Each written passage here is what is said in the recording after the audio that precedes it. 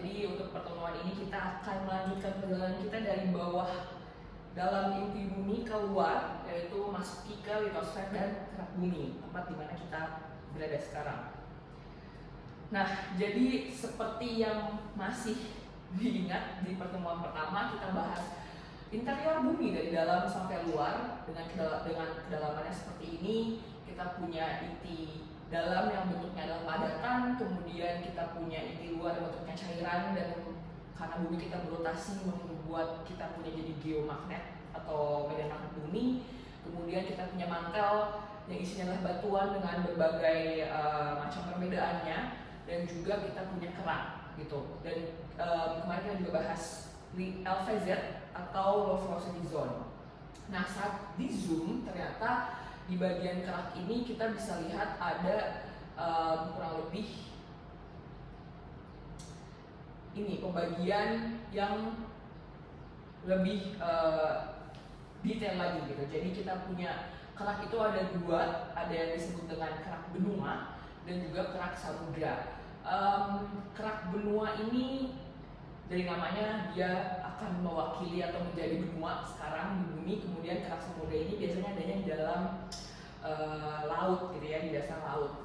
Dan di sini kalau masih ingat juga kita punya asthenosfer yang adalah LVZ, tempat di mana ada pertemuan garis gradien geotermal dengan titik leleh batuan, mantel. Kemudian juga kita punya MOHO di sini disebutkan. Nah, ini adalah pengingat lagi. Jadi litosfer atau kerak yang kita akan bahas itu adanya di sini gitu ya. Jadi ada crust gitu, kerak, dan juga litosfer. Jadi di sini terdapat peningkatan kecepatan gelombang S dan P yang cukup tinggi gitu, yang menandakan bahwa semakin dalam dari permukaan ke bawah litosfer itu densitas materialnya biasanya akan semakin tinggi atau naik juga.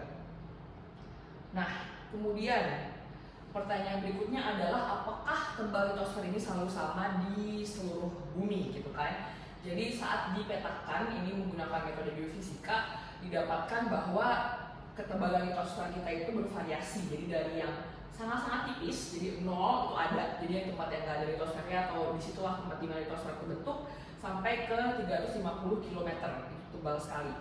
Gitu. Jadi inilah penyebarannya. Yang bisa dilihat Indonesia kita adanya di sini, kita adanya kira-kira di warna kuning gitu ya. Jadi litosfer di bawah Indonesia atau Pulau Jawa atau Sumatera, Kalimantan terutama nih adalah kira-kira di 90 sampai 110 km. Sedangkan di bagian Papua, bagian Indonesia Timur itu warnanya biru. Jadi dia ada di ketebalan 200 sampai 230 km mungkin. Kemudian kita bisa lihat lah yang di benua-benua tua terutama jadi Australia, kemudian juga di Eurasia di bagian sini, kemudian di bagian baratnya Afrika, Amerika Selatan, dan juga di bagian utara hampir ke Kanada itu juga terdapat warna-warna biru. Jadi itu adalah litosfer yang tebal-tebal. Sedangkan yang warna merah kalian juga bisa amati, dia terdapat terutama di bagian samudra, dan ini kita punya istilahnya. Jadi ada namanya mid-oceanic ridge atau pematang tengah samudra seperti itu. Jadi kalian bisa lihat lah di Samudra Hindia itu terjadi warna merah terutama di bagian sini. Kemudian Samudra Atlantik bagian tengahnya itu juga dia kerak litosfernya atau litosfernya sangat-sangat tipis. Kemudian juga ada di bagian Pasifik seperti itu. Nah, kemudian pertanyaannya adalah kenapa bisa beda-beda seperti ini gitu, atau apa yang menyebabkan? Jadi ternyata nanti kalau untuk kenapanya sebetulnya bisa dibahas berhubungan dengan gradien geotermal. Jadi kalau kalian masih ingat grafik gradien geotermal dengan titik leleh batuan mantel, nah ternyata tiap daerah itu gradien geotermal berbeda-beda, dan itu yang akan membuat LVZ-nya lokasinya akan berbeda-beda. Ada yang lebih dalam, ada yang lebih dangkal seperti itu. Nah, kemudian di kerak atau di litosfer kita juga mengenal ada yang namanya diskontinuitas MOHO. Jadi kenapa namanya MOHO? Itu adalah nama orang yang menemukan. Jadi namanya adalah Mohorovičić. Di tahun 1910-an kira-kira dia menemukan ada suatu lapisan atau ada suatu kedalaman di mana kecepatan P wave itu naik dengan tiba-tiba. Jadi P wave-nya itu di sini adalah yang warnanya kuning ini, orange. Gitu. Jadi kita punya balik lagi profil kecepatan di sumbu X dan kedalaman di sumbu Y dalam kilometer, dan dilihat bahwa oke, dia pelan-pelan akan naik gitu kan semakin ke dalam, tapi di kedalaman ini mungkin kira-kira 30-40 km ada loncatan kecepatan dari 6,5 jadi 8,2 mungkin ya. Jadi tiba-tiba swing gitu cepat sekali. Baru setelah itu dia langsung stabil lagi atau nggak terlalu bertambah kecepatannya semakin ke dalamnya. Jadi bagian yang loncat kecepatan ini oleh neurofisik dijadikan suatu bidang yang disebut dengan diskontinuitas Moho, atau bidang yang tidak kontinu nih antara atas, yaitu kerak, dengan bagian upper mantle ternyata setelah dilihat lebih dalam. Nah, dua lapisan ini kita sebut sebagai litosfer. Jadi litosfer itu sebetulnya adalah kerak plus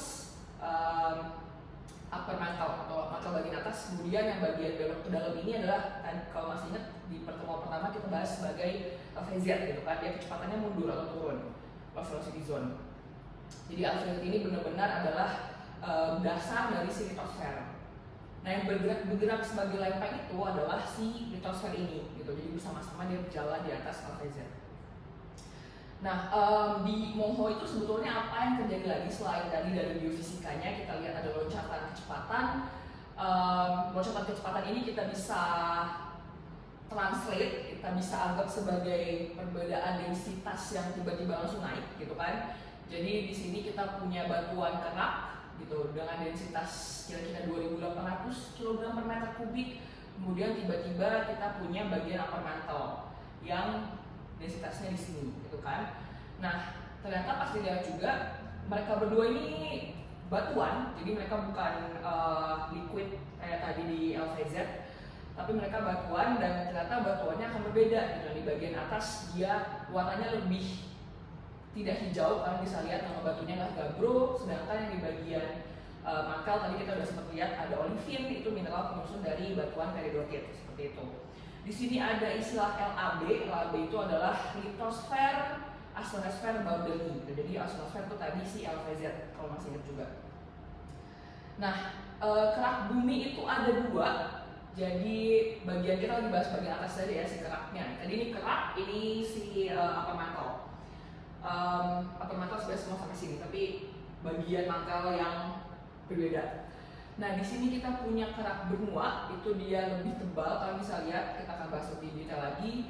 Yang warna abu-abu. Kemudian kita punya kerak samudra, oceanic crust gitu, yang warnanya oranye di sini. Kemudian ada yang namanya sedimentary deposit, warna biru ini adalah laut gitu. Jadi ini untuk menunjukkan gambaran ketebalan dari masing-masing. Ada litosfer, ada kerak, ada asthenosfer, upper mantle, dan seterusnya.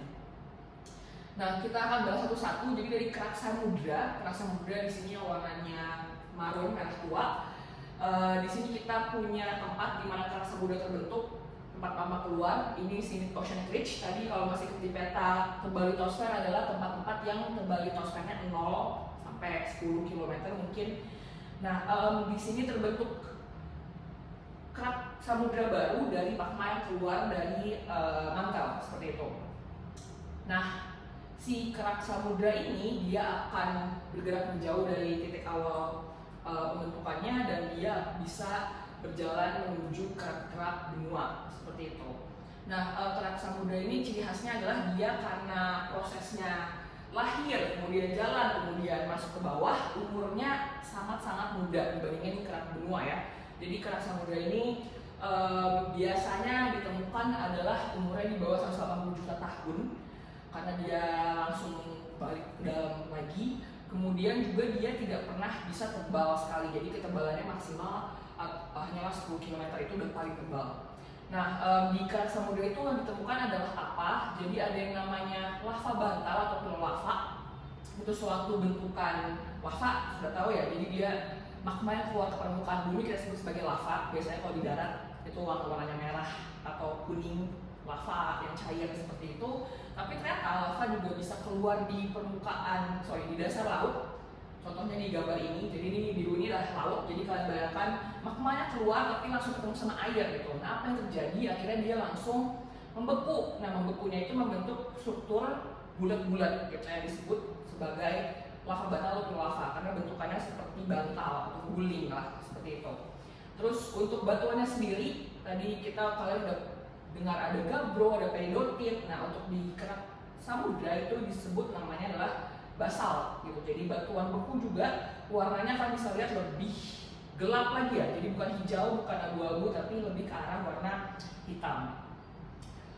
Di sini belum disebutkan, tapi ada juga faktor densitas. Jadi nanti basalt atau oceanic crust ini dia densitasnya lebih berat dibandingkan continental crust seperti itu, karena penyusun batuan mineralnya. Nah, ini dia, mulai ada bahas densitas kan ya. Di kerak benua, tadi kalau kita sudah bahas kerak samudra 5 km, di sini gambarnya tebalnya karena dia paling tebal bisa 7 sampai 10 kilo. Kita punya kerak benua sekarang gitu. Tadi yang tebalnya di peta tebal litosfer itu yang warna biru tua sekali, ada di Australia, ada di Papua gitu, tebalnya sampai 200 kilo kalau nggak salah. Nah, di sini digambarnya 70 kilo, walaupun ada juga yang makin tipis, ada 40 kilo gitu. Nah, umur batuan di kerak benua ini jauh lebih tua. Jadi paling tuanya ada 4 miliar tahun. Itu terjadi karena apa? Karena batuan di sini dia tidak pernah masuk lagi ke dalam mantel bumi. Jadi begitu udah keluar, ya udah dia akan ada di atas terus. Kenapa dia ada di atas terus? Karena densitas dia sangat rendah seperti itu. Jadi ini akan ngomongin fisika ya. Jadi benda-benda yang berat pasti akan masuk ke bawah, sedangkan benda-benda yang ringan akan berada di atas. Jadi di situ ada densitasnya untuk kerak benua 3 gram per cm kubik, sedangkan kerak samudra itu kerak benua 2,7 gram per cm kubik, sedangkan di batuan di mantel yang adalah peridotit tadi ya, gabbro itu adalah sekitar 3,3 gram per cm kubik. Nah, batuan di kerak benua ini apa? Kita punya ada yang namanya granit. Jadi bisa dilihat warnanya lebih terang, hampir kemerahan, ada hitam-hitamnya juga, putih, tapi dia lebih warna-warni lah ya dibandingkan tadi ada basalt atau gabbro pun, dan beda juga dengan peridotit yang warna hijau. Jadi tiap-tiap batuan penyusun ini akan punya warna beda-beda karena mineralnya beda-beda, dan kita bisa identifikasi gitu. Oh, kalau aku nemu granit berarti ini asalnya dari kerak benua ya. Oh, kalau aku nemu gabbro ini dari mantel ya. Oh, kalau aku nemu basalt dari kerak samudra ya, seperti itu. Nah, jadi untuk menyimpulkan di bagian ini litosfer dan kerak bumi, kita jadi punya tektonik lempeng. Jadi pergerakan lempeng-lempeng, dan kita punya tadi dari bawah ada yang namanya asthenosfer, LVZ gitu kan. Kemudian belum saya sebut, tapi lempeng-lempeng ini bergerak diteorikan atau dihipotesiskan karena ada yang namanya arus konveksi. Sampai sekarang kita masih mencari tahu ya dengan geofisika dan geokimia dan biologi apa yang sebenarnya terjadi di bawah, karena agak susah gitu kan. Kita harus pakai alat-alat untuk bisa tahu prosesnya di bawah, dan proses ini karena sangat-sangat lambat juga dalam skala waktu geologi. Nah, tadi kita belajar ada tempat di mana magma keluar. Jadi di sini adalah the oceanic ridge gitu kan, yang litosfernya tipis sekali dan umurnya masih muda sekali.